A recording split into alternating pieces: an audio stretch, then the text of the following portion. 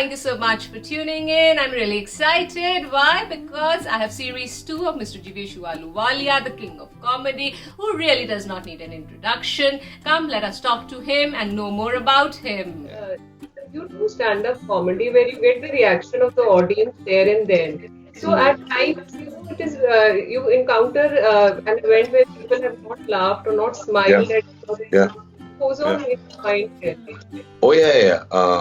I think this goes with every comic. You can perform for 1,000,000 people in front of you, but your eyes will find that one person sitting on the 18th row, extreme right, then one who is not smiling, has his hands folded, is doing and your eyes will just keep going at him. So does it bother you? Absolutely, it bothers you. Yeah, it does bother you. It starts making you question if you're doing everything that you're doing. Is it right? Is it wrong? How are people laughing? If everybody's laughing, why isn't he or she's laughing? And during the process of the whole performance, if they make them smile even or chuckle, like, bach gaye, Bhagwan, thanks. And you probably go thank them. But it does haunt you. Yeah, it does. It's a very immature way of looking at it, but it does. Yeah. And what are your future plans from being a stand-up comedian? Now, what next, sir? So Natalia, this is what I do. This is what I did. For 35 years of my life, I planned everything. Job and shadi and ghar and installments. I wish I could tell you what are my plans. I think one thing I'm very certain of, that I want to tell jokes as much as I can, for as long as I can. If it fructifies or kind of branches out to something which is an added bonus, I would love to. I've done movies, I've done TV, I've done ads.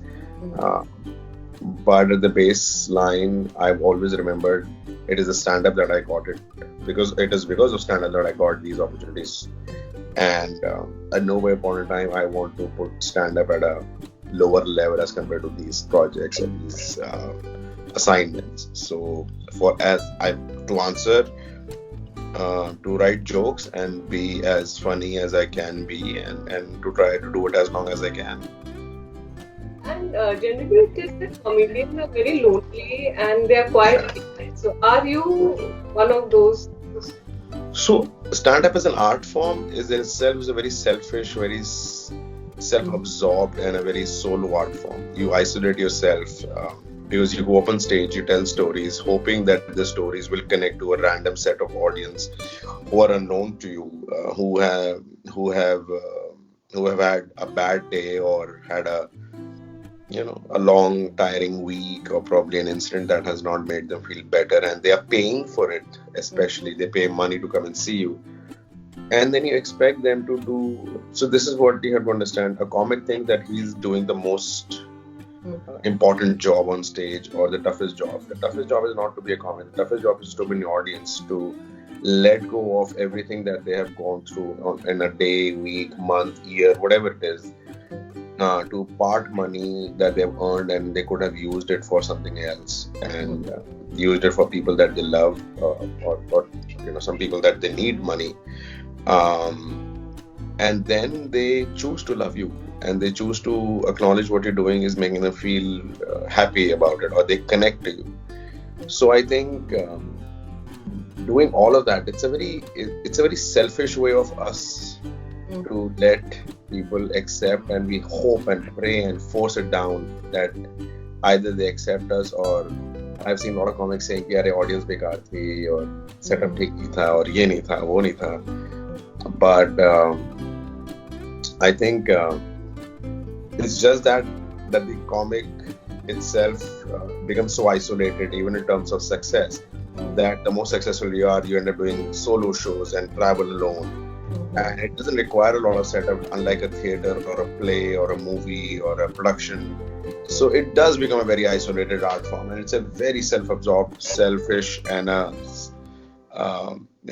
self-deprecating sort of a way that you go up and you tell your life gatha and expect people to pay and love you and smile at it and laugh at it while you're at it. And I just take it with both hands open, and I thank them for each time they do that for me. Jeeveshu, my next question is, Yeah. observe situations and Yeah. then you create comedy out of them. Is it that you just create it in your mind? So I think you also would have noticed things that are not right from just basic common sense. I'm not asking for super intelligence to kick in. It can be as simple as, for example, I still remember I was flying in from Spain one day, and it's about 6.5 hour flight, and about 3 hours in the flight, we are up in the air,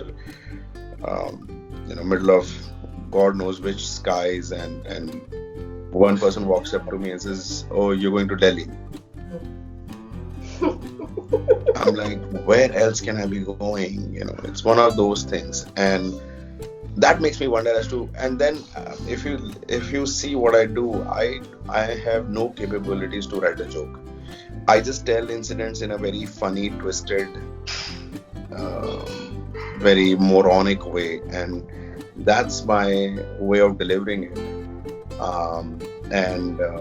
So I just try to take note of those incidents and share it with the audience, telling them this is what I saw and this is what I think, and hoping that they like it. What is the difference between writing jokes and developing material for a stand-up comedy? It's the same thing. It's the same thing. Writing jokes and developing material are jokes. I mean, that's what it is. So it's one and the same thing. There's no difference between the people who write in the joke and who do go and do stand-up comedy. Yeah, same thing. Okay. So, but stand-up is a very executional art form. So you can have a very good joke but deliver very badly. Can just die on stage. But it can be a very basic joke but done very, very nicely and executed very beautifully. Can just do wonders. Okay. And what advice would you give to aspiring stand-up comedians? Be original and get up on stage. Those are the only two things you want. And just write your own material, get up on stage, try it. Okay. That's only two things. One last question. Any mystery for you in life which you feel that life has to offer? Anything you find mysterious in life? A lot of things. I mean, yeah. Every time I figure out that this is the way to go, life will have a U-turn. For example, coronavirus running around. Who would have thought this coming? Who would have thought the financial implication? Who would have thought that we'll be isolated in our own houses? And now we, more than ever, especially comics who have this desperate need to get up on stage, and for some of us, that is the only happy factor in the day. For some of us, the people telling us that they like us, they recognize us, getting a picture with us or getting an autograph or getting money out of it. I'm not even mentioning the money part as the first and probably the last part of it, but it does, construe as an important factor. It makes you wonder that have you figured it, or if there is a U-turn around, and to go somewhere else. So yeah, mysteries are all over, and I think I like it. As much as I am not pleased with a lot of changes, but if you figured everything out, then it's no charm. Then I think probably none of us will make any effort to do whatever we do. So thank you so much. I'm extremely no problem for the no problem, Natalia. And I'm really sorry for not being there. Hopefully this thing will die out soon, and hopefully you and your family and your loved ones will be safe. Yes. And keep yourself isolated and keep yourself hydrated and keep yourself clean. I think that's where it is, and we'll catch up soon in person and probably do this again in a better format. Yeah. Thank you guys for listening. I had Mr. Jeeveshu Ahluwalia in the house. Thank you so much.